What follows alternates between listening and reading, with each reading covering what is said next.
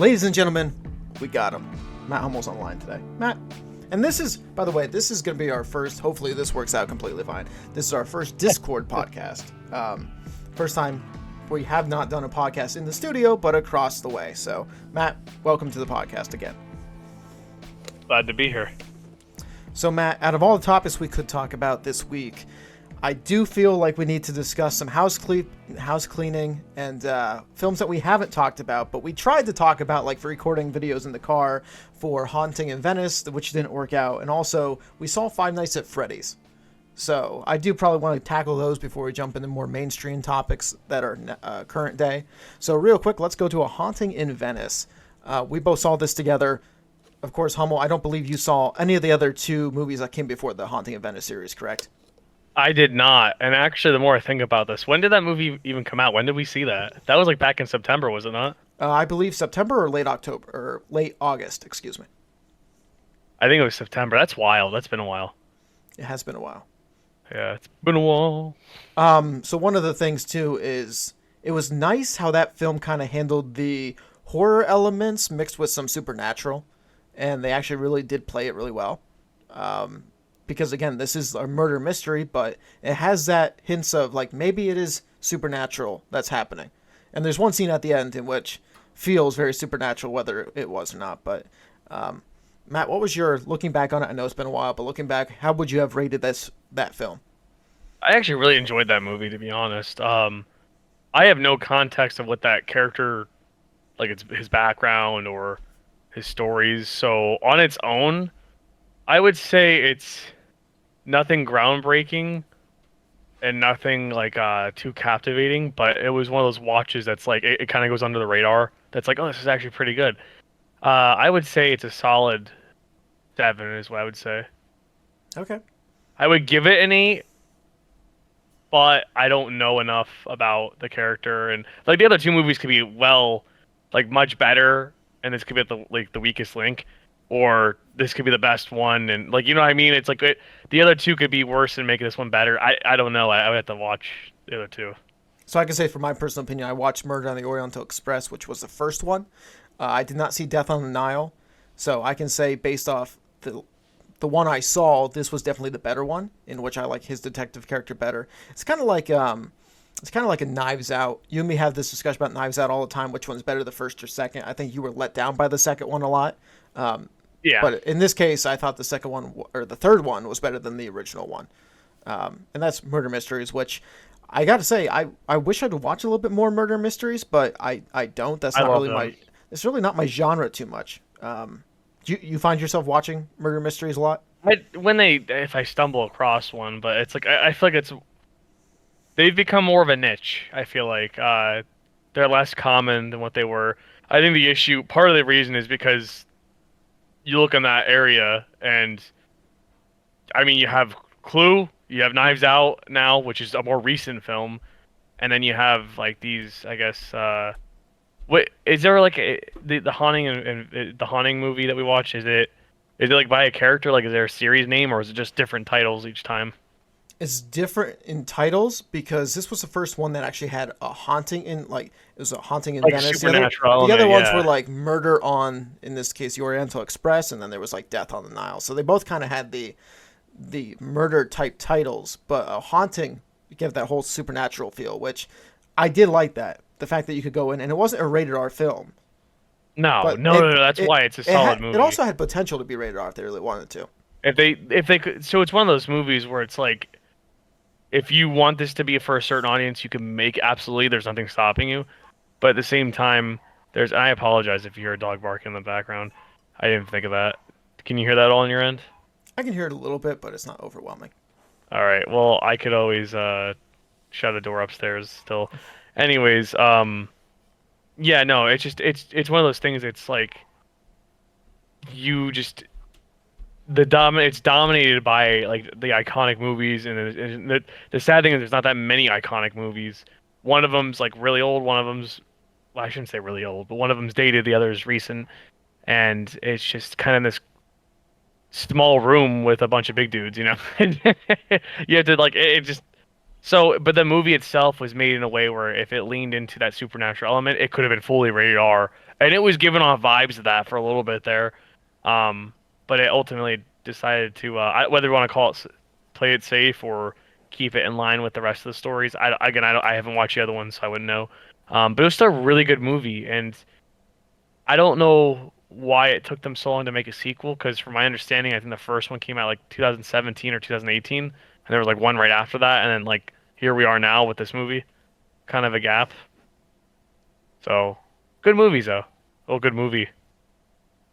Speaking of good movie, Five Nights at Freddys, I actually really enjoyed. Even though I was very disappointed, there was a talk show host in which I believe it was even a sports show, which is weird that they would talk films and entertainment on it. But I guess sports is entertainment. But they had talked about, or the person that was on the show talked about taking his son to go see Five Nights at Freddy's because his son wanted to go, and he said he sat back there. He's like, "Yeah, this was clearly made for 11-year-olds." And I was like, you know what? I was like, I disagree with that because I actually had no, and you could speak up for this because you can testify what I'm about to say. I never saw anything Five Nights at Freddy's related in my life before we went to go see this. You and the girlfriend were kind of the only ones that really knew backstory, at least a little bit. So it was fascinating that I actually came out of the theater really liking it, to leading to me watching it. Then, well, after I found out it was on Peacock for free, which we had a subscription for, which I was like, should have just watched it there. But watched it about 7 times within the first like 3 weeks in which it was out. I enjoyed it so much. And then I started watching Markiplier play all the old video games. So I really got into it. But again, I didn't feel like it was made for kids per se, like they said it was. Like they kind of degraded it with the plot and we could talk about the plot and stuff like that and whether it matches in with the lore of Five Nights at Freddy's. But Hummel, your takeaway was The reason why you liked it and watched it 7 times is that because you had a girlfriend. That's why. Um, no, so yeah, yeah, there we go. So you see no, how I giant mean, this thing is? I'm sorry, but you see how giant this thing is? I love that. I actually was surprised at first when you hold it close like that, you can't tell, but when you get to there, it's like, dang. So no, I mean, as far as that goes, I mean, that movie, I liked it a lot the first watch. Well, I liked it. I'll say that's because that's the exaggeration. I liked it the first watch. I ended up watching it a second time. The second time I watched it, it was. I mean, I'll just put it this way. I ended up falling asleep. I didn't think I was that tired. Apparently, I was, and I dozed off during a scene, and I woke back up. Uh, it was specifically during that scene where they go to build that fort and they all like lay down together. So I do like so I've heard people complain say there was a lot of filler in that movie, and I like it, if I agree with that. I really agree with that, and I think there was a lot of filler in that movie. I think it was intentional. Uh, Truthfully, I think they played it safe. I think it's a solid movie. You're coming in from the perspective of fresh mind and set of eyes. You have no idea what's going on here. You just know there's animatronics that are trying to kill people essentially, and I think that's awesome because you have that, and then you have me and your girlfriend who essentially have an idea what's going on, or at least grew up this, or have some sort of attachment to it, or recognize it to some degree. That franchise is known for cheap jump scares. Like that's the point, but underneath is this. So that's a surface level. That's what keeps people entertained. But on a deeper level, there's this amazing story, and it's like every game adds to that story, and it gets to the point where it's whoa, like, whoa, like time out. You know what I mean? And it's like this movie. I think what it did is it played it safe, and a, it's not a bad thing in my eyes. It's a criticism, because it had to be successful. So I think that was their way of making it successful was just playing it safe, and it worked, and I'm glad it did because I'm fairly certain we're gonna get more than one movie. Uh, but I don't think it's confirmed yet, and there's only just a rumbling of what's his name? Is it Matthew Gillard? Is that the guy that played the guy that plays Shaggy? You know what I mean? Yeah, I don't know the actor's name, but actually, I I just found that out for some reason when I watched in the theater. I didn't know that was him. Yeah. Yeah, he I like him as an actor. He that was a more serious role. I haven't seen him in a serious role since 13 Ghosts, which is an early 2000s movie. Pretty good movie. Strongly recommend you watch it if you have not. Um, but yeah, he plays it. That's like most. He does the voice of Shaggy. He thoroughly enjoys doing it too. So that's like what he's most known for at this point. I think he was also in Scream. I might be wrong about that. One of the first or second one. I might be wrong. It's been a while. But anyways, I guess my brother was telling me this the other day that something online about him being thoroughly enjoyed are enjoying the multi-contract to this movie franchise, or some contract, some multi-project, and everyone's assuming it's Five Nights, which would make complete sense, especially since he's like one of the key players in that story. Uh, and they set him up to do a lot of bad. um, so again, they just played it safe. But I think it was to achieve success, and if it takes one movie to play it safe to get all the good stuff later on, I'm totally for it. That's like I can't really think of an example. I guess maybe Hunger Games mocking is it? It was Mockingjay Part One, right? Yeah, Part One was like the build up and like, oh, here's all this exposition, and then Part Two was like, all right, here's all the stuff you wanted to see. You know what I mean? Or even Harry Potter Deathly Hallows Part One. That's a better example because that's at least fresh in my mind or somewhat fresh. Even though I haven't watched that movie in like over a decade, but but uh, but with that movie, it's like stuff happened in that movie. Don't get me wrong, I'm not discrediting that, but like everyone wanted to see like how does Harry do it? How does he figure this out? And it's just like they're like, oh, that's gonna be we're gonna figure that out. Like that's gonna happen in the next part, but like this is all the stuff that leads up to that. And it's like, whoa, no, I have to see more. Like grab the popcorn. And it's like I feel like Five Nights at Freddy, that movie doesn't do that same thing, but it takes that concept of here's the entryway product. This will get people at least knowing what this is because now we're mainstream, and this is for the average, the casual viewer, and for the hardcore fans. Because there's a lot of Easter eggs in there for the hardcore fans. I haven't looked at all of them, but I'm kind of slacking behind on my homework there. So one day I'll catch up, but maybe that's what I'll do on my flight. Start looking up stuff. But basically, it's successful. That's all that mattered. Truthfully, it just needed to be successful. It accomplished it. Um, I think they kind of fell short in certain areas, but I'll hold off on that because I'll give you a second to say something. I mean, I'm not going to disagree that it didn't seem fillerish, and so I guess here's my thing. When I watch the CW shows, or when I used to, like, there was clearly Those are episodes full of filler. well, yeah, everything but like the 3 episodes are full of filler. So out of 20 Yeah. episodes, 3 actually matter. But my biggest thing is like what you brought up a good point with the Mockingjay Part 1 and the Harry Potter Deathly Hallows Part 1. That's more, it's not filler to me, that's more of a cash grab because those are films they could have made just 3 hours long and made one film, except for they split the final book up to 2. You know what I'm saying? Like, so What's funny about that is Harry Potter's the one that started that trend. You know that, yeah, right? yeah. And Well, it just stuck. It just well, like I said, it's a cash grab, so like, of course it's gonna be filler. That was like Pirates of the Caribbean, Dead Man's Chest, and then the other one, like Dead Man's Chest. Even though I love it, they could have slid everything into that at World's End. Like they could have made that all one film, but You think Dead Man's Chest and That World's End could have been the same movie? Absolutely, because if you watch the end of Dead Man's Chest, it really doesn't. It doesn't add anything that you could have explained. But I love this. But here's the thing, though. Not to take us off topic because we're. Take that back. No. I'm not going to take it back because Dead Man's Chest is still my favorite Pirates of the Caribbean film. I think most consider the best one. Do they not? I think most is the original, or At World's End personally, because it does wrap up really nice. The On Stranger Tides is by far the worst. Like that's. I haven't watched it. Like I watched like the Mermaid one, and I just didn't watch it anymore. Yeah. I think that was On Stranger Tides, actually. So, yeah. I don't remember. It's very fuzzy. I just remember, like, the highlights from, like, the first 3. I thought the first one was the most boring one, for the record, so... Anyways. Rewind. Good fight scenes, yeah. Yes. There's so many franchises I gotta rewatch now. We should just live stream them. Why not? I mean, that's probably illegal and copyrighted, but we could... I mean, people get away with it all the time, but sure, that's not me saying anything. YouTube police, stay away. One of the things, though, which, like I said, I'll kind of disagree, but still agree with what you were saying about Five Nights at Freddy's, is it's very similar to the Mario movie.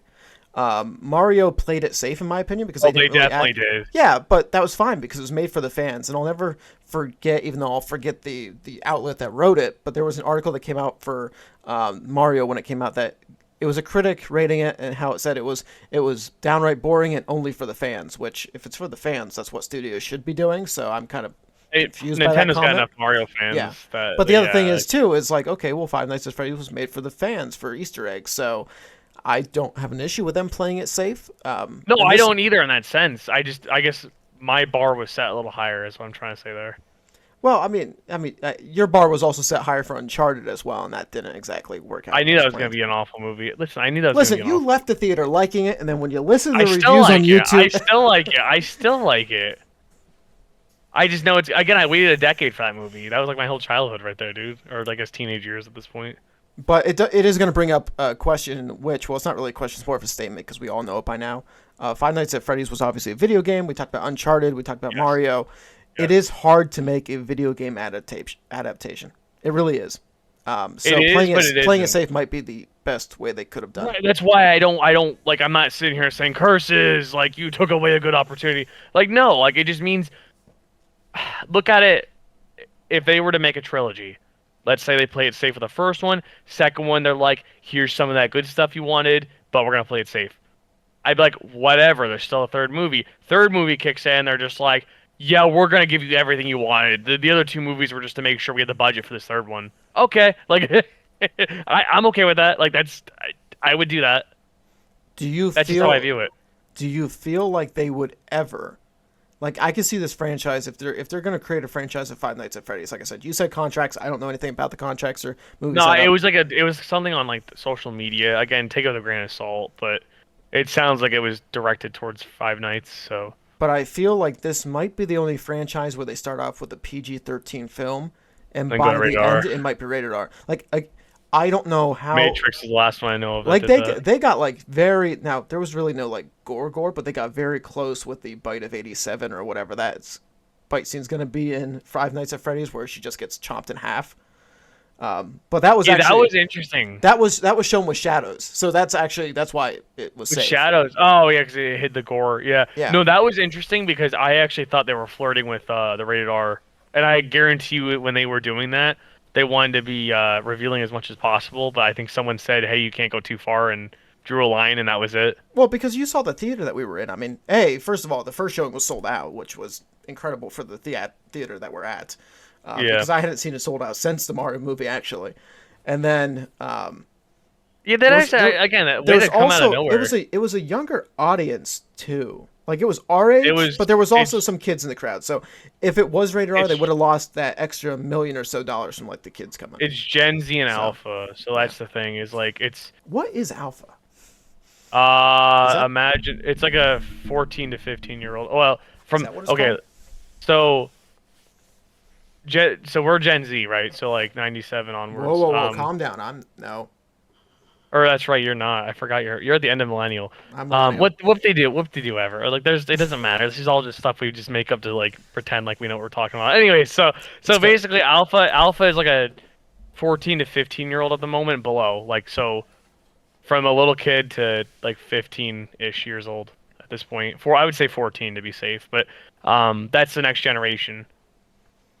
So what is because I don't understand generational gaps. I know this is for a different podcast, but I don't understand because if 96 was the end of a generation, so what, we're going 2006 and then they don't 16, or how does that work? Because it's not, they give a range like that. No one, because I don't understand the full process of how they determine a generation, but from what I understand is that it's basically there's like a range of it of like hey, like it's like 95 to 97, no, it's 96 to 97, no, it's 97, like, you know what I mean? It's like that. You could be at 96, like born 96, but yes, you are a millennial, but you could have been grown up and raised as a Gen Z or a Zoomer, whatever you want to call them, and be considered a Gen Z. Like that's what that means, is like, so again, you and I would be like, oh cool, like we're only like a year apart, whatever. And the conversation can be like, are you more millennial or Gen Z? I know for a fact I'm more Gen Z. But like I would sit here and say I don't see you being a millennial. You know what I mean?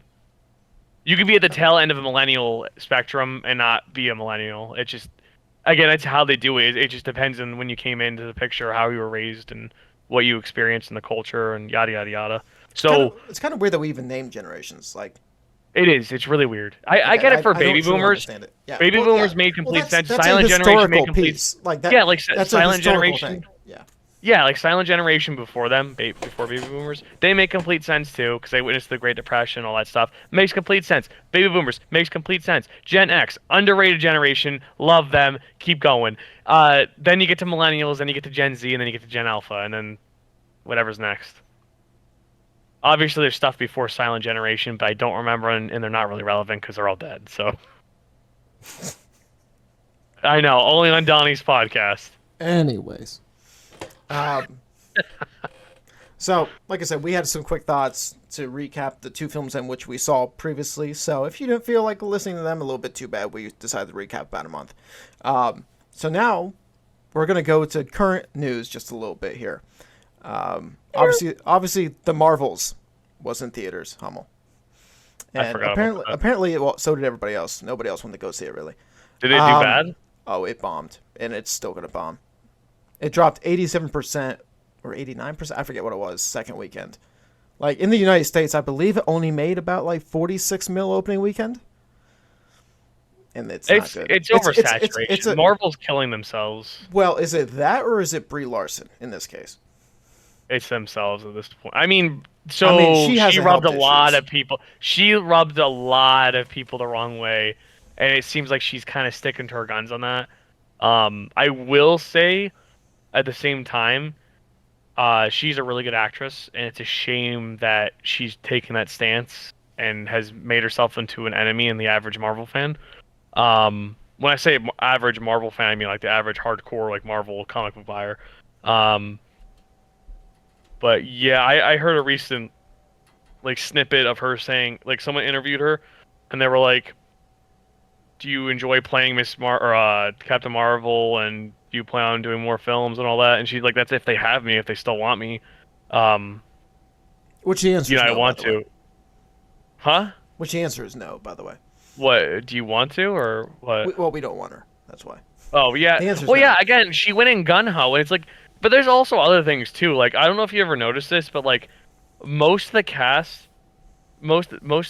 on and you could easily say this is from years of working with each other, but like there's multiple videos out there dissecting how, like, in interviews everyone's buddy with each other, and then they get to Brie Larson and she's just kind of like, "Don't touch me, don't look at me," and like distant, and everyone's like kind of away from her, and like no one's reacting to her comments or even trying to pitch in really.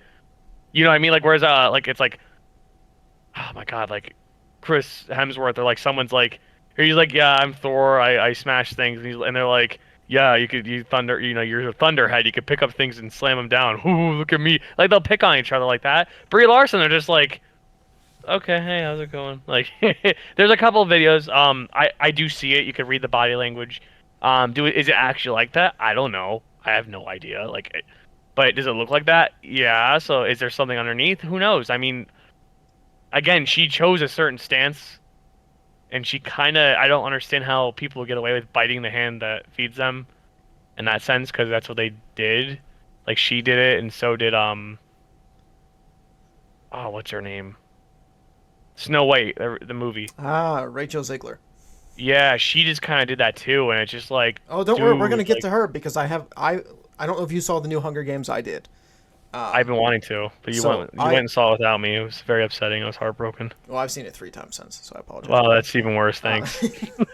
So I will say this: her character in there, and I mean, I'll just be quite honest with you. I had to stay off the internet, not because of spoilers for the Hunger Games. And I know I know that the diehard Hunger Games fans had already read the book, The Ballad of Songbirds and Snakes. I don't read the books. I've never read the Hunger Games books. Don't know, don't care. I went into it with fresh eyes and just was like, okay, whatever. So yeah, I tried to stay off the internet because I didn't want spoilers, but really B spoilers. Let me say this, but the main thing was, I didn't want to see that actress decide to just say something stupid and take away from the fun of watching the movie. So yeah. I had to. Now, granted, she's playing Snow White, so I kind of had to brush everything off with, I'm like, okay, I know that she's in this film. I'm trying to separate the art from the artist, and I want to go in and watch this movie. I thought she did a really good job. The one thing I will say, though, when you listen to it and whenever you watch it, Hummel, she does not have a Snow White voice. She has a good voice. She doesn't have a Snow White voice. So it's going to be a very interesting mix, even if that film ever does come out. Now, Disney, over losing $1 billion, which I'm going to get into a podcast with Chase Morgan Hewlett later on tonight.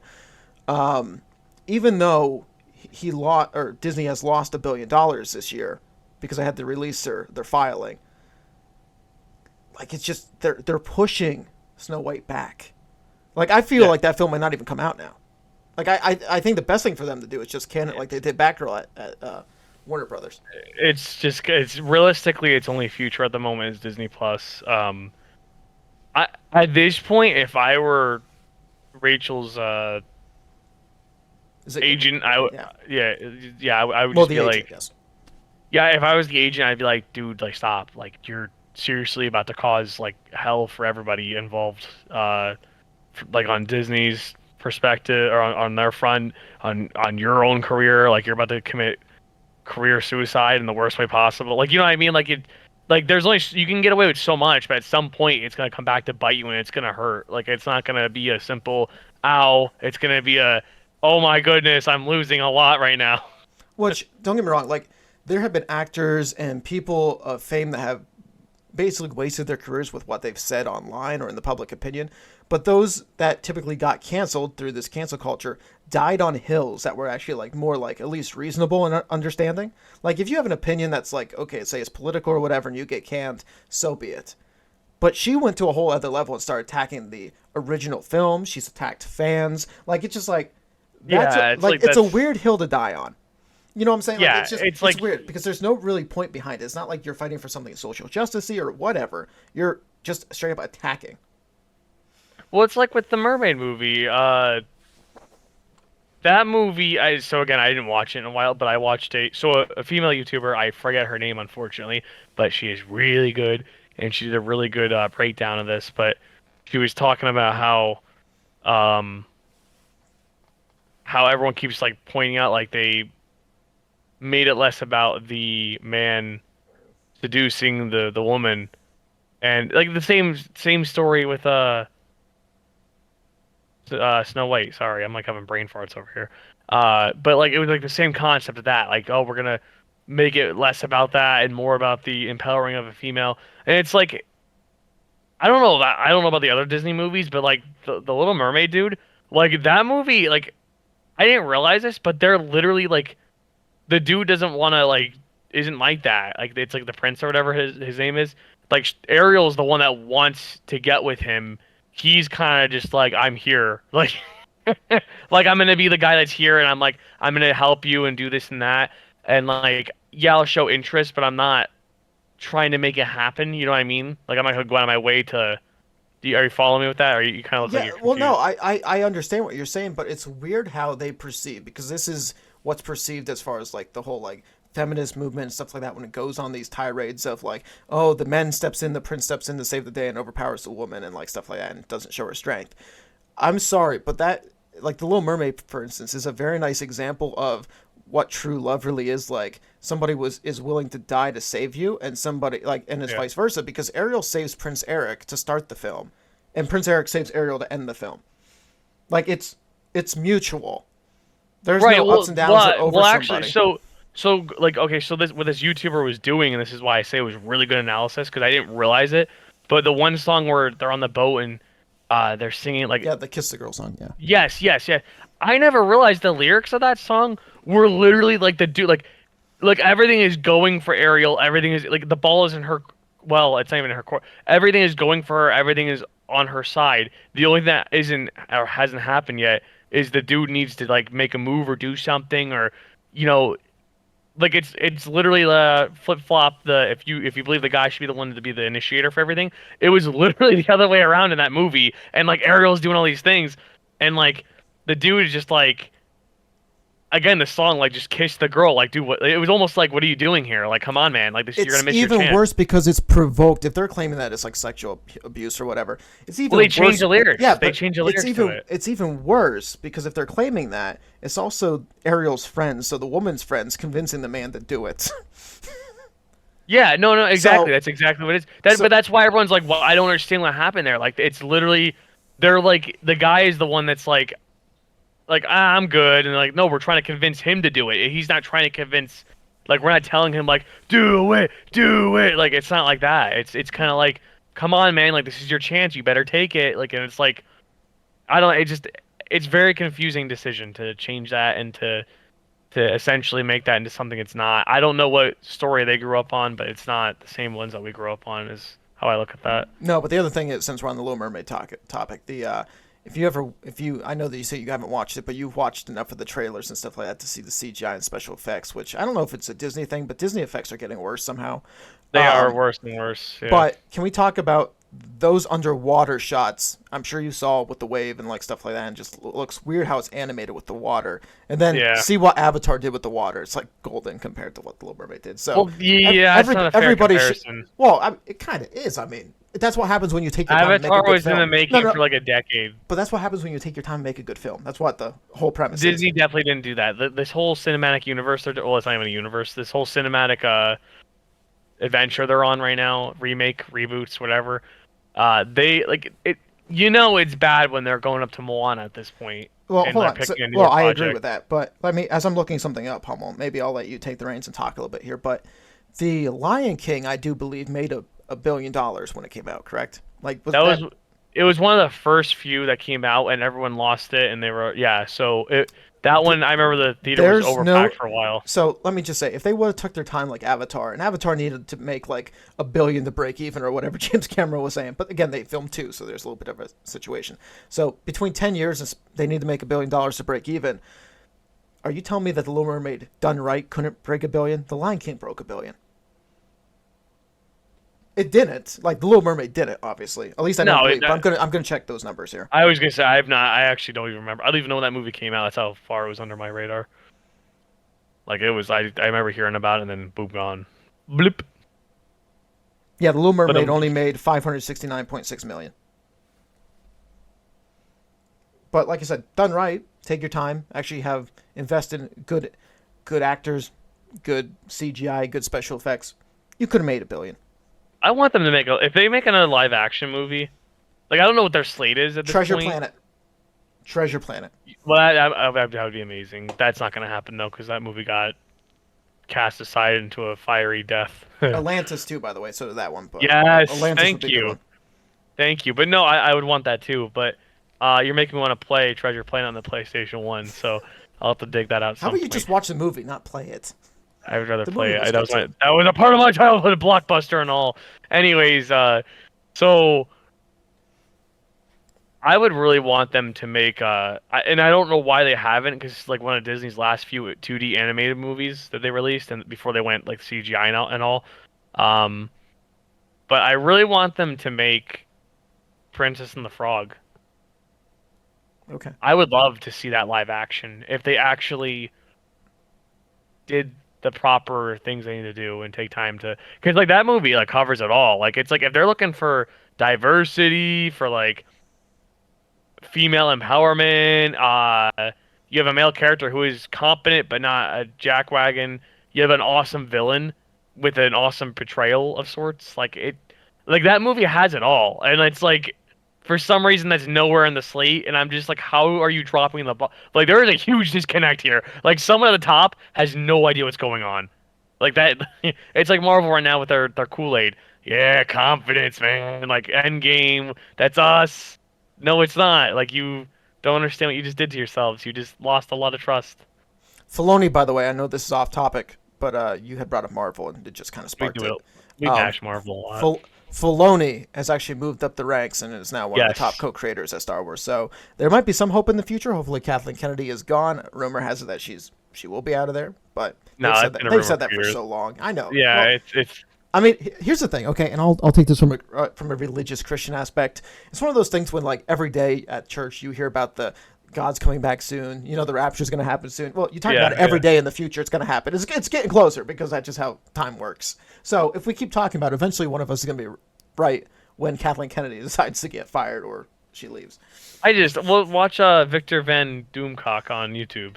He does rumors like that. He's actually pretty cool. It's like he's like I live in the center of the earth, and he's a cool YouTuber. So someone should check him out. But he does a lot of those rumors, and he's like I have sources telling me that she's on her way out, and he does it all the time. And I'm just like, Genius idea, honestly, genius idea. But it's just like it gets old after like the third time watching it. But yeah, it still gets the clicks.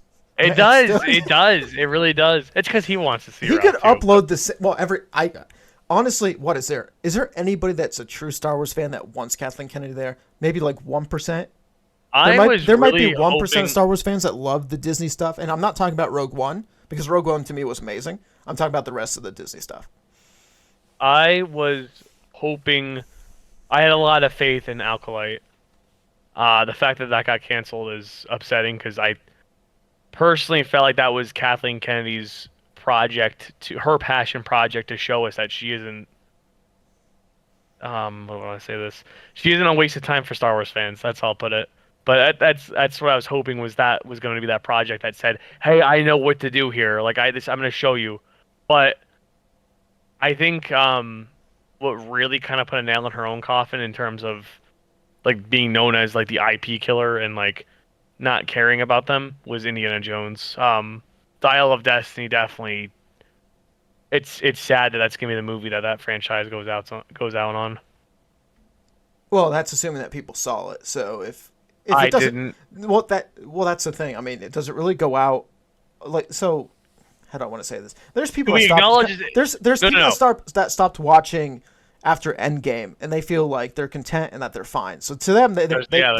don't consider that. So I think people that watch the old indies, even people that watch Star Wars, that's like okay. I mean, there's some Star Wars people that actually believe like the original trilogy. Like as soon as Episode 6 basically happened, which was Episode 3 back then, as soon as that happened, they're like, oh, that was it. That was a perfect ending. It doesn't matter what comes next. Which I don't see those people. The Endgame Marvel people, I definitely hear that opinion now and then. Um, but the original trilogy for Star Wars, I don't hear people like that. So I don't know if it's like a whole generation that I don't interact with or something. But I've heard it when maybe I was a kid like once or twice. Like that's, but I do know what you're talking about. I know they exist. Um, but like that's like the same thing as like the sequel trilogy. People like the sequel trilogy doesn't exist. It's not real. It's bad. But I don't know. I mean, Hey, listen, I guess it the depends. holiday special doesn't exist either, but we watch it. Yeah, and it's like it's weird because like Star Wars' ratio for like good to bad projects, I feel like the bad is outweighing the good at this point, or has outweighed the good. Um, I think at this point it's turning into so if you look at Star Wars Theory actually I'm just throwing all sorts of YouTubers out tonight. I apologize, but Star Wars Theory just recently did a video about he came out and said Disney projects are borderline bad. Like there are a few good ones and but the majority of them are just bad and they're just out of touch, not good and just they don't know what Star Wars is. And like they're like George Lucas knows what Star Wars is. He should have the franchise. He should be control. Dave Filoni does. With that being said, there's been some missteps there and all that. And it's like, yeah, it's just in the hands of the wrong crowd, you know? I had to pull up an article because I know this is a while. Well, this is only recent, but again, I haven't talked to you probably about Star Wars in so long. So, you know that we're getting another Rey trilogy, right? Yeah, and I don't. At that, this is what Disney's been trying to pull and go for, was to get away from the George Lucas like the Skywalker saga, which makes no sense because you just kept the name and whatever. But that was their goal was to make their own trilogy. Like I know everyone's like, oh, the sequels were theirs. No, no, no. Like their whole point of that sequel trilogy was to break away from Star Wars and to make their own Star Wars. And it's like now we're here. Like now it's happening. And her quote in Variety magazine was, "It's not what I expected" when she was reading the new script for the new trilogy. And quite frankly, Daisy, I don't know what you expected. I can't believe you even signed on, which I haven't seen her in too many films, so I think that's a downfall because when an actor or an actress doesn't get cast in anything else and kind of has like that low, like, you know, like that kind of like they're slipping out of the business type vibe, sometimes you go back and make terrible decisions. And Daisy, I think this is a terrible decision. You could do so much better. I would tell if I was her agent, I would have advised her not to take the role again. So I have a quick random side note, and this has nothing to do with this podcast, but did you ever upload the Infliction video, like the interview we did? No, I have not got around to it yet. Okay, quick side note. I had my family member come out at Thanksgiving. A bunch of them said it was a really well movie, short film, great watch. And those that are listening and watching now, you should go watch that. It's He's on plugging it. Vigilante. Plug it It's all. on Vigilante. I just go through everybody right now. But no, back to Ray and that like back to that whole I guess conversation. So I don't know. I mean, it's Star Wars. As a reality, at this point, I mean, That describes Star Wars, by the way. Thank you for yeah, doing that. it's at the point where I think people are just really hopeful. I just think that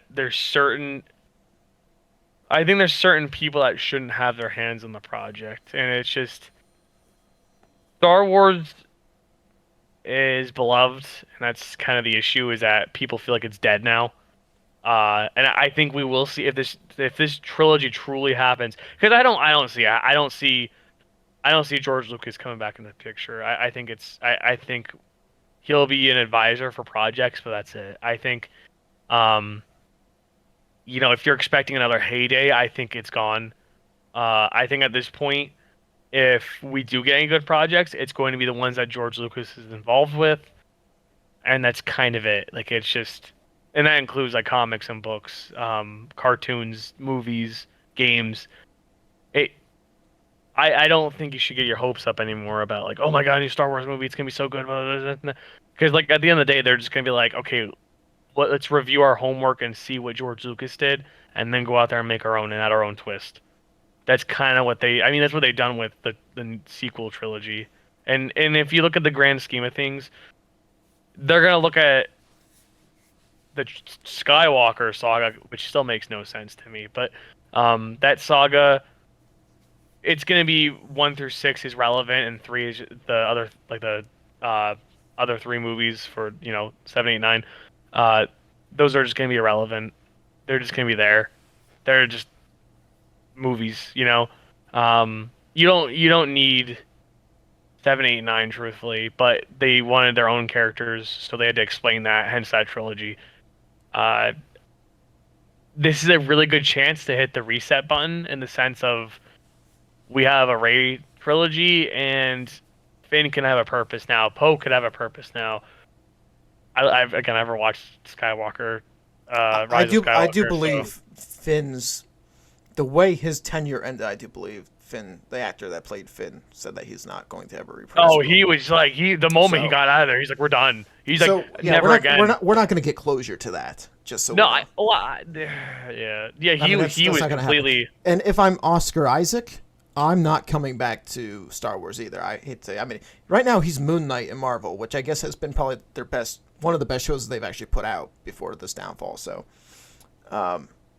Loki season 1 and 2 beg to differ, but well, I said one of the best. I mean, yeah, but that is the best. okay. Well, I mean, when I say one of the best, there's probably like 2 or 3 out of the Yeah, like no, 17 I they get made. it. I get it. Yeah, So, yeah. I know that again. the curse. I heard her. Go ahead. The curse and the blessing. Well, I mean, you're going to talk about Marvel real quick, but I'm going to go back to Star Wars. The curse and the blessing about the Star Wars community, though, and yes, don't get me wrong. There's been bad movies as far as like the sequel trilogy, Solo. Let's talk about the Ahsoka series. Let's talk about Andor. Let's talk about all the other ones. But the one that finally opened the eyes to many, and I do believe was like the last straw for the Star Wars franchise, was how bad they messed up the Obi-Wan series. Yeah. It was brutal. And I think that finally got the attention of the Star Wars fans that was like, okay, I'm out and I'm done. Yeah, that was hard to mess up, by the way. Well, first of all, it should have been a movie. Yeah, that's why it was hard to mess up. I don't, and first of all, the TV show, if you were going to do something with Obi-Wan and kind of show him, I think I've brought this up in the channel before, but if not, I'll say it again for the first time listeners. How I would have done a series like that, I wouldn't have did a Kenobi series. I would have did a Night Sister series where they go to each planet and each episode is hunting down a Jedi on a different planet. And one of the episodes could have been on Tatooine, but not the whole series. Yeah, Star Wars. There was this post I read a while ago, but Star Wars has an obsession with Tatooine. Have you ever noticed that? Yeah, and I will say this: it's kind of like this is not spoilerish whatsoever for you because, again, it is in novels and it's spoilers. No, I mean it has to do about the new Hunger Games movie. It's kind of their Tatooine is like District 12. I'll say that. They just have an obsession with between Tatooine or they go back to District 12 one too many times. I'm just over here like you just shake your head. Well, I don't know if it's because they're trying to play it safe or what, but like literally. So the original trilogy, I feel like it's a pass because again, it established all this stuff. But like Tatooine, I think, was it only in A New Hope, or was it? That's all. I don't believe the Mos Eisley thing was ever brought back, so no, it would only be a New Hope. And right. But here's the thing: when he leaves it, like it makes sense why he's there to start. Like, okay, Anakin was born. And, like, yes, it's like it rhymes, so it's kind of like a nice little callback in the end. But it's the one place that he would be safe because Vader hated so much he wasn't going anywhere near. But as soon as he got old enough and he picked up the story, then he was off and running around the galaxy. It's like, okay. Then we never revisit it. Right, and I would say the prequel trilogy makes complete sense to... So, again, it's prevalent in the prequel trilogy because it's in the first... I mean, most of the movies taking place in the first one is in Tatooine. Is it not? Because it's only Naboo and Tatooine, I think. Yeah, and maybe there's a scene on Coruscant, but I yeah. At the end. You're right. At the end. So that movie, cool exposition. I get it, but then you get to the sequel and it's like cool. There's like a Tatooine scene here, and there's like actually a decent amount of screen time on here. What the heck? And then you get to the third one, and you're like. This makes complete sense. I'm more than okay with it because it was very brief at the end, whatever. But then you get to all these different Star Wars projects, Mandalorian, Rebels. I'm sure the Clone Wars had it. I don't know off the top of my head, but that show probably had it too.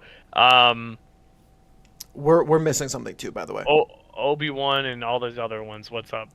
They go back to Jabba's palace. But that was in the original trilogy. Oh shoot! Yeah. Okay, but that's fine because that's actually good character development. That's fine. Right. That gets a pass though in my book because it's like you. But so they showed the reason why it gets a pass because like someone could easily say it's not fair. Blah, blah. It's like A New Hope is like, yo, this is where the story starts, and it's like he leaves this behind to go live this different life. Okay, and it's much better than what he was living. Mm-hmm. All right, whether he agrees with it or not, or you agree with it or not. Either way, it's like this exciting and just high rush, high energy, and also at the same time learning new things. With episode 6 with Jabba's palace, that shows a completely different. It showed, and we went from the average civilian farmer boy to all of a sudden we're at royalty, and this guy is having Leia as a slave, and there's a Sarlacc pit and Boba Fett, and it's like it's essentially opening up the stage to something familiar while introducing you to new twists and new things, and it sets up the stage and the tone of the movie for like the rest of that that trilogy, I guess, if that's how you want to put it. But it did it in a tasteful way. Mandalorian has no reason to be like the Mandalorian. Like that, but all of season 1 was like a majority of it was Tatooine. It's like, why? I think Book of Boba Fett. Why? Let's talk about how to mess up a character. Boba Fett. Boba Fett went from being one of the most kind of feared / menacing bounty hunters across the galaxy to all of a sudden he's like soft when he gets out of the Sarlacc pit. Like, you get what I'm saying? That's a Dave Filoni and Dave Favreau too. Nowhere in my mind. And it's funny how everybody seems to reside on Tatooine because even even Darth Maul died on Tatooine again trying to find right. It's like why? What is with Tatooine? But it's like a purgatory. It's like, do you ever watch Lost? Yeah, I've watched it. The whole island is just like it's their purgatory. That's what Tatooine is. But nowhere in my mind. And again, I'm kind of biased because growing up I did read a lot of the whole quote unquote canonized books of what George Lucas wanted afterwards. So nowhere that I read, or even in my imagination, did I think, okay, as soon as Boba Fett escaped the Sarlacc pit, because that was always told, even like after the episode, like these were canon since like the 80s and 90s that he escaped this. But nowhere did I anticipate him actually, let's say, staying on Tatooine. Like the dude is a bounty hunter, He can clearly fight his way out, which he does, but he should be fighting his way back into prominence. But he stays on Tatooine to Hey, take out the Hutt clan? Like, don't you got better things to do? it makes no sense. I mean, you'd think he would crawl to the Sarlacc pit and be like, "I'm gonna go kill the person that put me in here." You would think so. It just, I don't know. It's just, I'm assuming because that's Dave Favreau and Dave Filoni right there. They both did that one, so it's like, I'm assuming they're either trying to set up towards something grand, or they really like Tatooine for some reason and they insert it in a lot of things, or Disney Star Wars, they're like, if you're ever unsure or you think it's unsafe, your safe zone, your comfort zone is Tatooine. You know what the sad part is, and I started by praising Filoni because he's working his way up where he should have been by now, and should have been at the forefront. Even though that we don't like some of the soft decisions and how much he loves Ahsoka and like some other stuff, I'm okay but with the Ahsoka love. well, he should have been, he should have been more in prominence. Like he should have been appointed, not Kathleen Kennedy. We all kind of agree. Favreau's was He was nowhere near of that position. no, but neither has she. Neither was she. She So, just look, happened to be there at the she right was time. she was a producer. She was never a content creator. And when you're creating content, I would pick the content creator, whether he worked in animation or not. But you're nor the there. Force is female. But my thing is, and I've said this to Jake, and this is my opinion as of recently. Okay, like I said, I'm glad Filoni just got worked up there within the last like few days, weeks, whatever. I will say that Star Wars, even though I do blame Kathleen Kennedy for about 99% of the issues going on right now with Disney Star Wars, they need a DC-like shakeup like James Gunn. Clean house. Favreau, Filoni, Kennedy, they all got to go. I mean, it's just, it's that much of a disaster. Again, I don't know what's going on up on that level. Like I'm talking about higher up, like that. But it is just. But do you agree, Again, though? like- There's been too many mistakes to even, like, start blaming just one person. I feel like they all just need to go. Yeah. It's kind of like this Like, it's kind of like, hey, this club meeting is kind of tainted because we've all just done something bad at this point. You know what I mean? Like the secret club meeting is no longer a secret because we all told our neighbors, and now we're trying to have a secret club meeting. It's just like the magic's gone. It's not there anymore. First rule of Fight Club, don't talk about Don't Fight talk Club. about it. What about Fight Club? Exactly. But I do feel like we went on with the Marvel and Star Wars rant, like our typical conversations always lead. Yeah, that's how it goes. Which is fine because people that tune into the channel should be used to this by now. Yeah. And we can We're wrap happy it with up because you got to get going here. We have to get going. But I'm going to ask you one more time. Is there any more things that you want to talk about on this episode before we call it wraps? Any, you're big into video games, so I don't know if there's any video game news per se out there.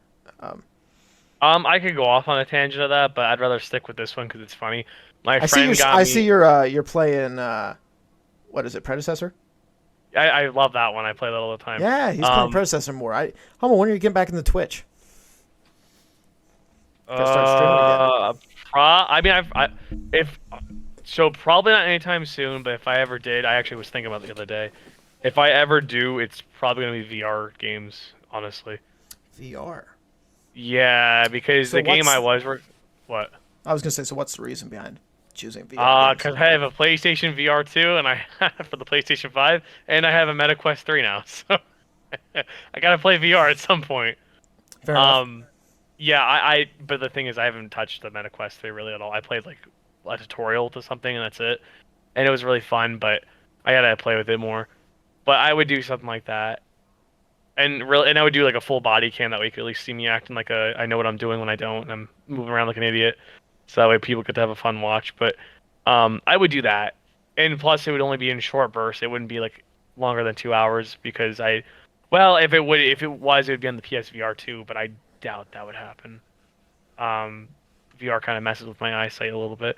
But yeah, I've thought about that. That's still being thought out if I'm gonna do that or not. But what I was gonna bring up to you about games was my friend got me into 5D chess, and boy, is that a fun game.